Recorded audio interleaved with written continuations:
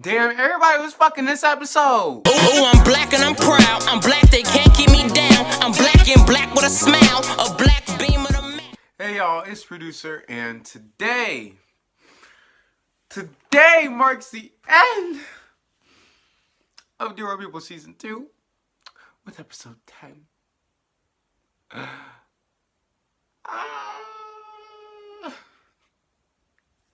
Just with this season was getting so deep. I'm just kidding, the episode when the season been deep. But anyway, yeah, I'm upset. It's the 10th episode, and I wish there was more, but it was a fantastic ending. Y'all niggas overhyped it though. Like, oh my gosh, that cliffhanger. Oh my gosh, y'all really made me think some shit went down. It really didn't. Y'all just want to know more about the ending. Excuse me. Like, y'all really made me think that like something really bad happened. Like last one, we were like, did Troy go to jail or something? No, Troy was like bailed out or something. Anyway, let's get into the conclusion. So, this finale starts off with a bunch of white liberals worrying about white liberal stuff, like apparently quinoa being oppressive, even though that was fake news. And apparently they're getting upset at white hosts saying it's okay to be white. I guess that was like comedic. I don't know. But I thought what was funny was Clifton, Reggie's roommate, had a shirt that said Black Lives Matter. I don't think it's funny that he wears a shirt. I think it's just funny because, you know, he's in Armstrong and Parker. Like, just imagine, like, would you wear if you wasn't part of that? But he was around like a bunch of white people. But that concept was funny to me, honestly. For a white person to have a shirt, like, I honestly believe every white person should believe Black Lives Matter. But for you to wear a whole shirt, I don't know. I feel like that's extra, but whatever. An ally is an ally. And then, so the scene transitions to Sam and, yikes, Lionel. And they're trying to figure out the secret societies. They feel like that's the solution. That's the reason to all the chaos on campus. No, I don't. What chaos is she referring to? The fire is like the only unexplained thing that's like chaotic. Everything else, like the bullying and the bananas and stuff, that's just white bitches being racist. Or Silvio just wanting attention. Like, that's not really chaotic. But anyway, the next scene, just the motherfucking police. Because Joelle is talking to her rhetoric, you know.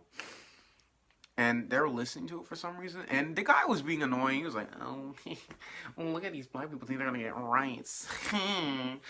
And they're like, okay, guys, this Ricky Carter thing is going to make it a problem for the students. Let's make sure we watch out for them. He was like, who is the them? Out comes the dean from nowhere. And answering the question, he said, well, you know what? Who cares what you think? Because you, Officer Whoopie you're going to be gone. This is your last week. I hope the door hits you on the way out on your ass. And he said, well, I got a new job in New York, so we'll be fine. And I'm sitting here like, who the fuck gave this nigga a promotion? Who?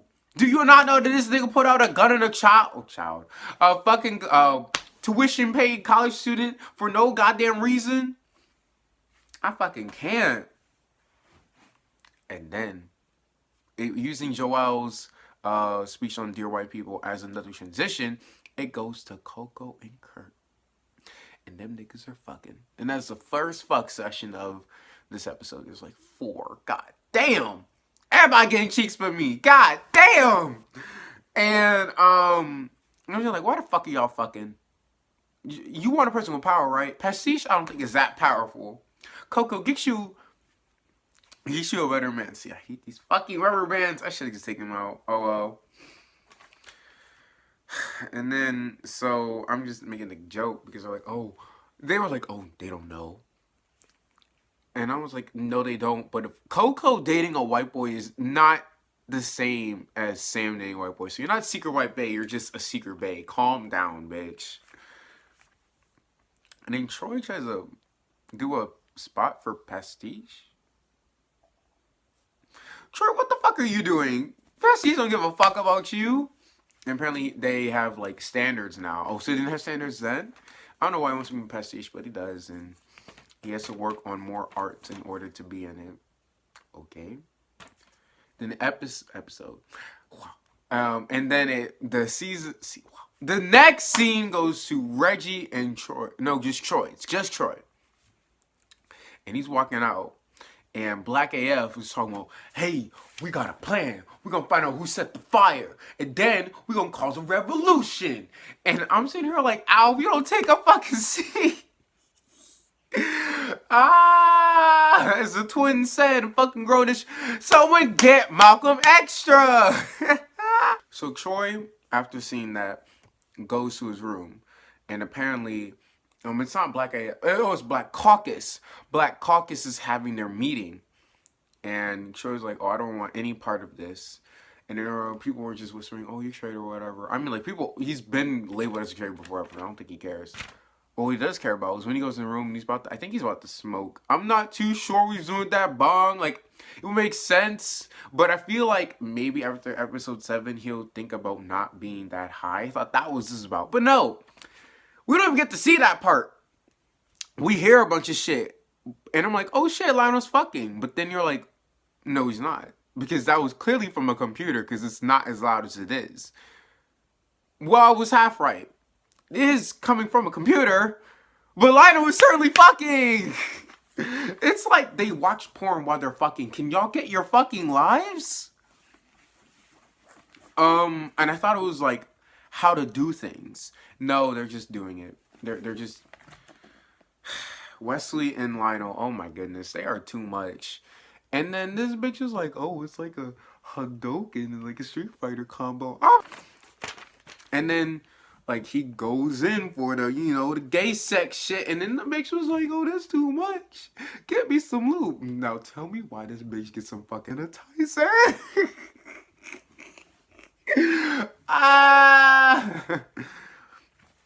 Then they really do start fucking. Then after that, they start watching Ayana Fix My Life. But it was interesting because in the episode, it has Lena Waithe's character, P. Nini. P. Nini is talking about how she came out as lesbian and how there's like a bunch of issues because she did that. And I don't know. This really... So basically they're like, oh yeah, smash the heterosexual normative. I'm sitting here like, Lionel, would you have to say that? Just say representation for gays or something, or be gay. You have to talk about crush the heterosexual norm.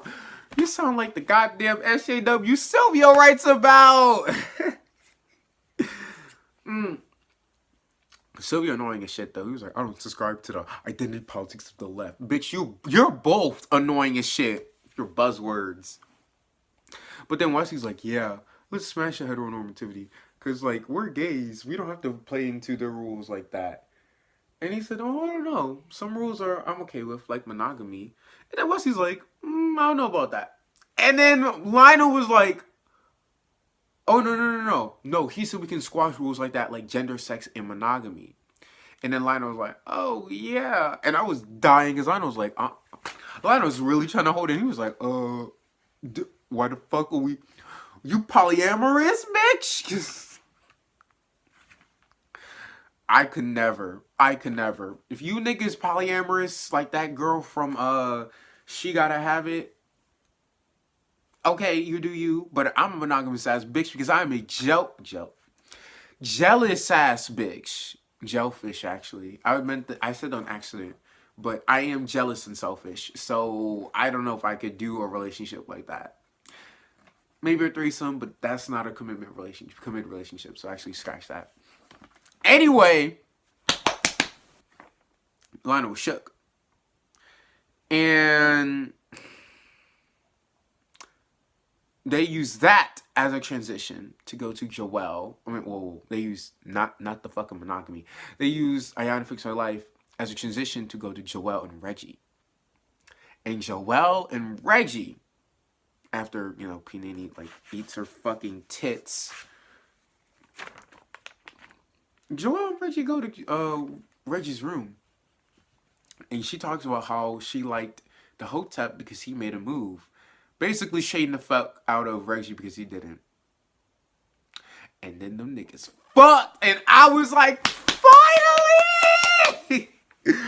I shipped Reggie and Joelle since fucking day one.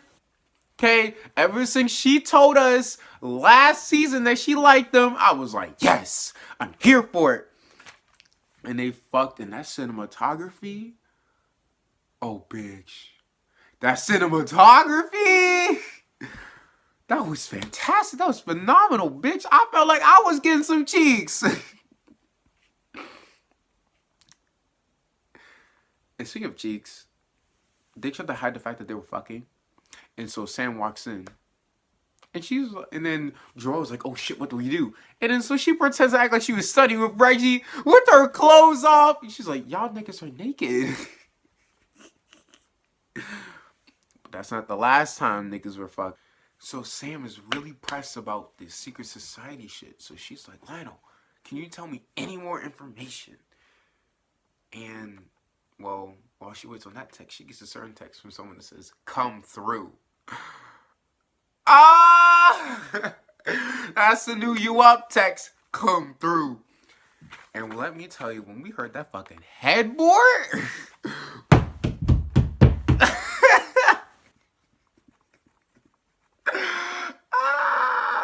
But then it really stopped getting funny because Sam confides to Gabe, like, I don't know if I can do this. I don't know if we can do this relationship. I don't even know what this is. Because she had an issue, like, things not being easily black and white. She was like, what is that? She's like, I don't know. Something that I can't understand. And I was like, girl, you just fucked the nigga that just said, come through. You obviously have feelings for him. Or you're just really horny and desperate. But I don't think that's the key. So, from there, it's the night that Ricky is here. People have been planning for it, and now she's here. Well, Sam goes down to talk to Ricky one-on-one. And Ricky thought it was a fan, but turns out Ricky was a fan, because she was listening to Dear White People on the plane right here. Very interesting. And Ricky had this fucking bomb-ass speech about how she could turn this into capital gain, which confuses me, because I'm like, are you really a conservative, or are you just doing it for the money? Because that would be fucking hilarious if she was playing all these white bitches for money. Ah, that'd be too funny. I think that's a T, honestly, because she gives something, you could do that too. In fact, we could have a competition. We'll be rivals. She's kept thinking about the economics and power.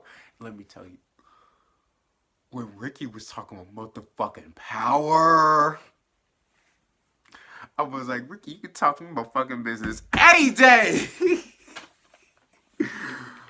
Ooh, let me shut the fuck up for sure. He's at my ass, but Ricky looking fine as hell in that with all that power, shit.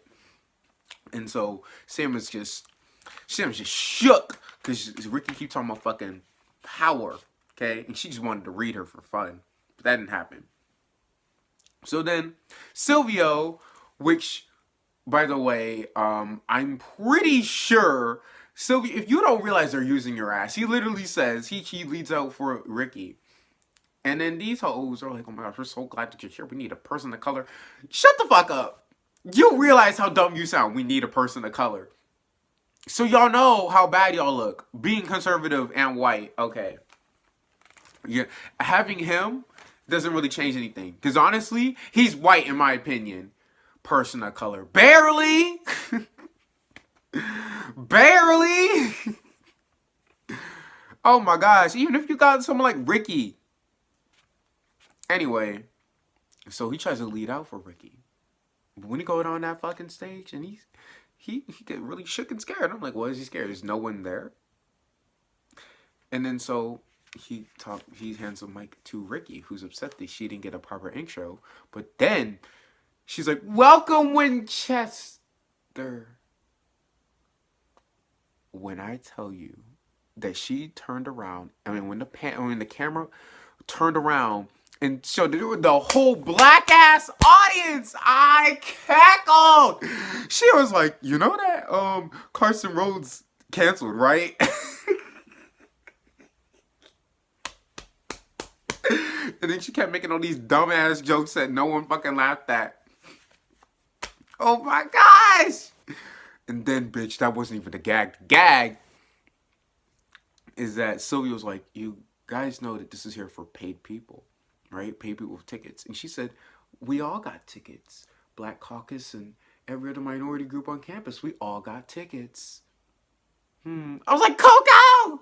And then Kurt sits down. He was like, oh, and by the way, everyone thought that that I was you. So you tarnished my brand. Fuck you. And I was like, go off, Kurt! This shit was just too much for me. And then we're getting to the ending of the episode. And then so Lionel shows Sam after she gets pretty much lectured by Ricky. What the fuck does he know about the secret societies? Well, looking like motherfucking what's it, Jamal from On My Block. I almost said Fresh Off My Block. On My Block. And then after some detective work, the two realized that the bell tower is where it's all at. I think it was cool how they actually put all the intros together to tell the story. That was cool. Now everything made sense. I was like, why do I care about the history of Winchester? And now I see why. So they go to the bell tower. And they're trying to figure out, what's the T? Huh? What's the T? And then finally get to the top. And they hear, see, and feel nothing. I thought it was like a secret room. No, nothing was there. Excuse me. Excuse me. Oh my goodness. Now it starts getting really interesting. Because at the end of the episode, the two, Sam and Lionel, start just talking, just think out loud. Sam is complaining about how she doesn't want to do Dear White People anymore, and she just doesn't like it, probably because Ricky made her feel like... Because your feelings are genuine, though. I don't know why she stopped it, but I guess Ricky got into her head. And Lionel feels like his whole life is a failure because his boyfriend's a hoe, and his ex-boyfriend was a vampire. And every time he does something, this is another example of more...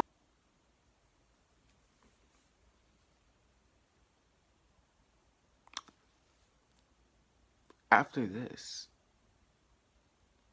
they hear a voice. And this voice sounds awfully familiar. And he congrats them for all the work that they've done. Now tell me why the goddamn narrator comes up and we were like, oh shit, he's one of the lead. And then so I guess season 3, we're going to figure out how he's going to help stop the chaos on campus. I don't fucking know. But it doesn't end off with that. It ends off with Black AF getting the tapes. And they exposed that the fire was not set by anybody on purpose. It was set by Clifton because he fucking put aluminum foil in the microwave. Very interesting. This was a phenomenal ending. Okay, everyone was hyping up, I guess, the fact that the narrator was revealed to be the part of the secret societies, but I thought it was going to build up to something more. I thought it was going to be like I said, last episode, last review, there was going to be like some Milo Yiannopoulos shit, and everyone's revolting, and that's how it was pretty much set up to be. They kept building up to it, but they faked this out, and we only see like signs. We don't see anyone actually protesting. Well, I guess they are protesting, but we don't see like... It's not like episode 10 of last season where we see like, protesters protesting. We just see signs, not like people.